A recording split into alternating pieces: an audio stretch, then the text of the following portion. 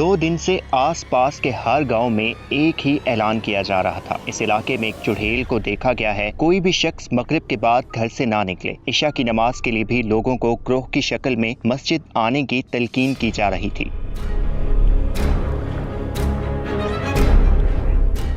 भले जमाने थे, ना किसी को मोबाइल फोन की हवा लगी थी, ना मसाजिद में लाउड स्पीकर का इस्तेमाल शुरू हुआ था। सादा लोग थे, एक दूसरे की मदद करने वाले, एहसास करने वाले। ये कोई 1970 की दहाई की बात है। अभी तक मेरी शादी नहीं हुई थी। उम्र कोई 15 साल के लगभग होगी। मैं, मेरी अम्मा और 2 बहनें गांव के एक घर में रहते थे। ये घर बहुत पुराना हो चुका था, लेकिन सर के ऊपर छत होना बहरहाल एक नेमत है।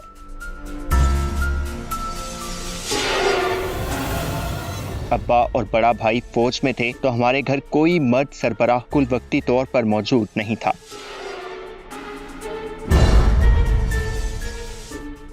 लेकिन जैसे मैंने बताया कि सादा लोग एक दूसरे का ऐसा सहारा थे कि कौन अपना कौन पराया ये तमीज करना मुश्किल थी।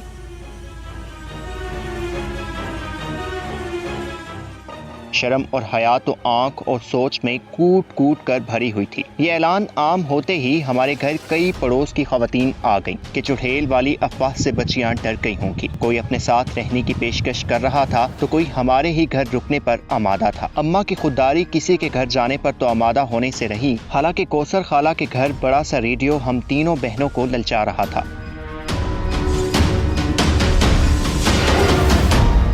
ये वो दौर था जब गांव में सहन खुले हुआ करते थे। 4 दीवारी और मरकजी दरवाजे का कोई रिवाज नहीं था। हाँ, कमरों में दरवाजे जरूर लगे पाए जाते थे। चची भाग भरी और खाला नूरी हमारे यहाँ रुक रही थी। उनके घर हमारे घर के सामने थे। हमारे मोहल्ले में कोई 20 घर थे और सब साथ।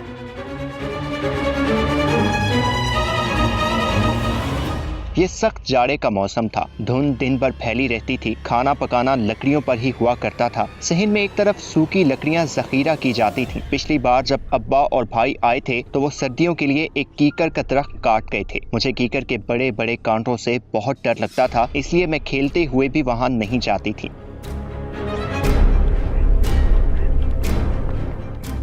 असर के बाद रात के खाने की तैयारी शुरू हो जाती थी और मगरिब के वक्त लोग रात का खाना खा लेते थे। मगरिब की थोड़ी ही देर बाद धुंध में एक ह्योला सा सहन में हरकत करता दिखाई दिया। वो एक औरत थी।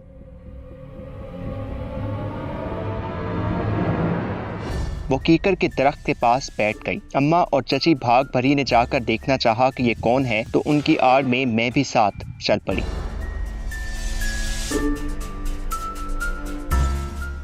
वो एक उधेड़ उम्र की खातून थी। उसके बाल बिखरे हुए थे और कपड़े फटे हुए थे। वो शदीद ठंड में ऐसे बेनयास बैठी थी जैसे उस पर मौसम का कोई असर ही ना हो।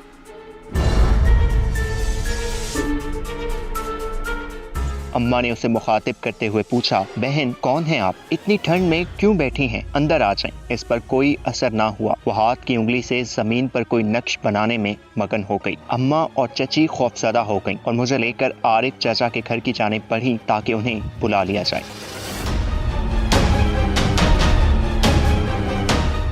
हम थोड़े ही आगे बढ़े थे कि उस औरत ने अचानक कांटों से भरे कीकर पर छलांग लगा दी और उन कांटों में लूट पूट होने लगी। ओह मेरे खुदा, जिन कांटों से जिस्म छलनी हो जाए वो उन कांटों पर लूट पूट होकर कहके लगा रही थी। अम्मा बदहवासी में भागकर चाचा के पास गईं और उन्हें रोते हुए बुलाया। चाचा भागते हुए आए, तब तक वो औरत बेहोश हो चुकी थी। उसके जिस्म से खून रस रहा था और जिस्म छलनी हो गया था। चाचा को भी समझ नहीं आ रही थी कि क्या करूं। वो जाकर चंद मजीद लोगों को बुला लाई। वो औरत इस गाँव की नहीं थी।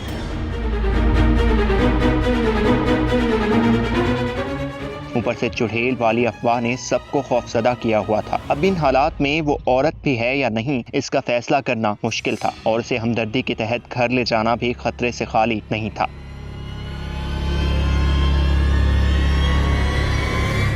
काफी सोच विचार के बाद चंद लोगों ने हिम्मत करके उसे उठाया और कांटों से अलग कर दिया। कुछ खवातीन ने उसके जिस्म पर मरहम पट्टी की। सबने फैसला किया कि वहां ही एक तरफ इसे गर्म बिस्तर में लिटा दिया जाए। लिहाजा उसे गर्म बिस्तर फराहम कर दिया गया। हमारे घर में एक ही कमरा था, तो किसी मर्द का हमारे साथ सोना मुमकिन नहीं था। इसलिए हमें दिलासा देकर और रात जागते रहने की और मदद की पुकार पर आने की यकीन दहानी करवा कर वो चले गए।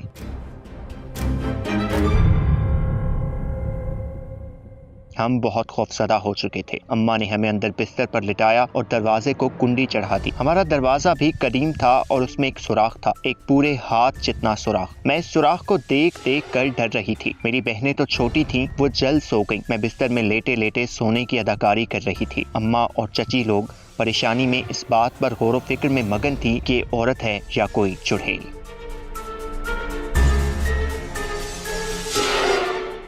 कमरे में एक दिया रोशन था और ये मध्यम सी रोशनी माहौल को मजीद वहशत ज़दा कर रही थी। नहीं मालूम अम्मा की बातें सुनते सुनते मैं कब सो गई।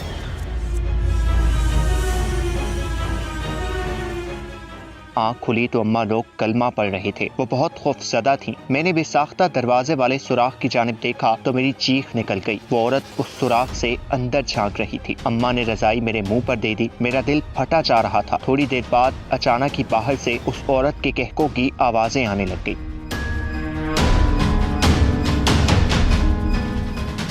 वो कह के दूर से दूर होते जा रहे थे। वो बुलंद आवाज में चीखते हुए कह रही थी, मैं पागल नहीं हूँ, मैं पागल नहीं हूँ, सब मरोगे, वो सबको मार देंगे। और ये आवाज मध्यम होते होते खत्म हो गई। वो कयामत खेज रात नहीं मालूम कैसे और कब खत्म हुई।